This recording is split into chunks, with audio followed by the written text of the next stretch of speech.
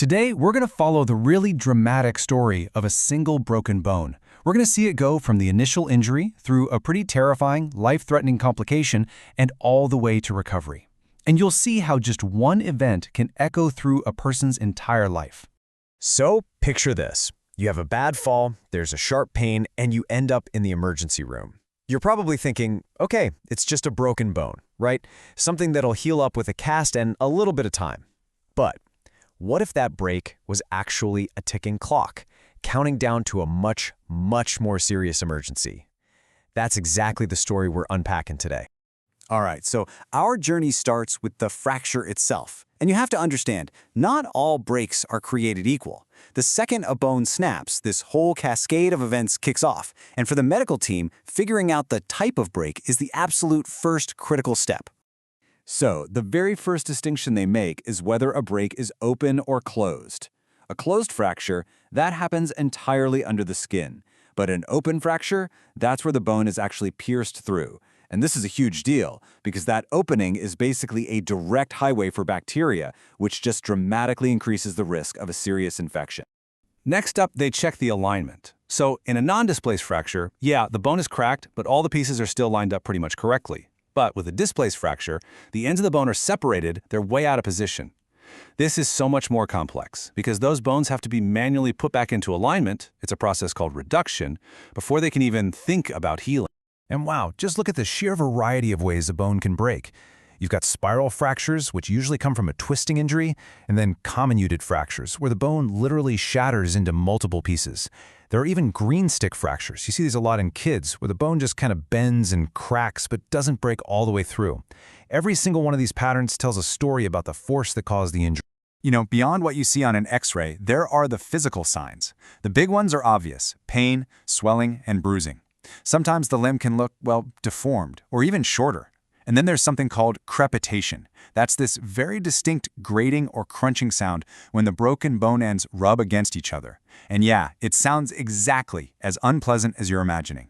So you're in the ER. The medical team's first job is to assess the damage, and they have to do it fast and accurately. And this goes way beyond just looking at the bone. They need to know how the injury is affecting the entire limb, because that's where the real danger so often lies. Before anything else, this is priority number one: neurovascular status. Neuro for nerves and vascular for your blood vessels. A broken bone can easily damage these critical structures, and that's where a bad situation can turn into a catastrophe. So this leads to a really systematic check. They'll ask about any numbness or tingling, that's testing the nerves. They'll check the skin's warmth and test capillary refill, that's how fast color comes back to your nail bed after you press it, to see how the blood flow is doing. They're feeling for pulses below the injury, checking if you can still move. Every single one of these steps is a vital piece of the puzzle. And here is where our story takes a really dramatic turn. Remember that neurovascular check? It is so critical because the medical team is on high alert for a truly terrifying complication, one where the swelling from the injury can turn a simple fracture into an emergency that threatens the entire limb. It's called compartment syndrome. See, your muscles are grouped together in these things called compartments, and they're wrapped in this tough, kind of inelastic tissue called fascia.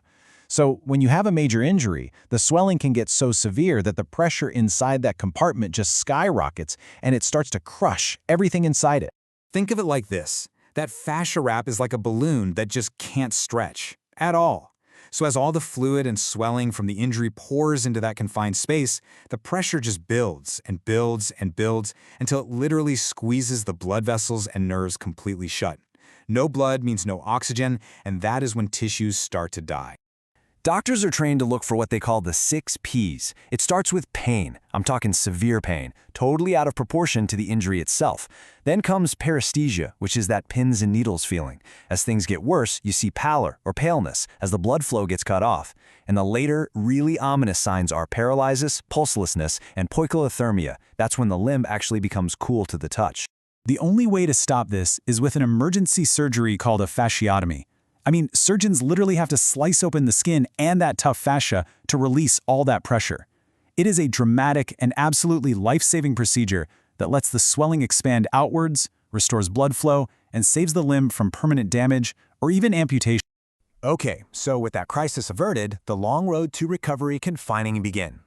This phase is all about immobilizing the bone so it can heal properly, managing all the aftercare, and then slowly and very carefully regaining function. For a lot of people, recovery means living with a cast, and caring for it properly is so important. You have to watch for any increased pain or swelling because that could mean dangerous pressure is building up again. Keeping it dry is a must. You don't want skin breaking down under there. And for that maddening itch, a hairdryer on a cool setting is your best friend. Seriously, don't stick anything down there you could cause an injury or an infection. Oh, and any bad smell needs to be reported right away because that could be a sign of infection brewing.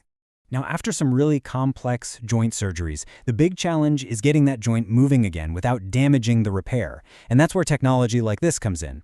This is a continuous passive motion machine, or CPM, and it's designed to very slowly and gently move the joint for you without you having to use your own muscles at all. So you can see the key difference here. That passive motion from the CPM machine is crucial in the beginning. It helps prevent the joint from getting stiff and stops scar tissue from building up. And this is what paves the way for active motion later on, where you start to actually engage your own muscles to rebuild your strength. Both of these are just vital steps on that road back to full mobility. Okay, so our patient has recovered. But you know what? The story doesn't end there. An injury like this is often a huge wake-up call. It really highlights how important our musculoskeletal health is, not just now, but over our entire lives. And this just shows how interconnected it all is. As we get older, our bodies naturally change. We lose bone calcium, which makes fractures more likely. The cartilage in our joints starts to wear down, which leads to stiffness and pain. And as our muscles get weaker, our risk of falling in the first place just goes up. It's a real feedback loop. All that constant wear and tear on our joints very often leads to osteoarthritis. And I mean, the difference here between a healthy knee and one with osteoarthritis is just stark. The cartilage is worn away, the joint space itself has narrowed, and these painful bone spurs have formed. So, what can we actually do about it? Well, the good news is a lot. Just maintaining a healthy weight takes so much pressure off your joints. Low-impact exercises, things like swimming or cycling, keep you active without pounding your cartilage. And just focusing on flexibility and good posture helps protect your body for the long haul. You know, when you look at this entire journey, it just shows that the human body is this amazing paradox. It has this incredible capacity to heal from these really traumatic injuries, but it's also a surprisingly delicate system, where one problem can so quickly cascade into another. Which really brings us to our final question.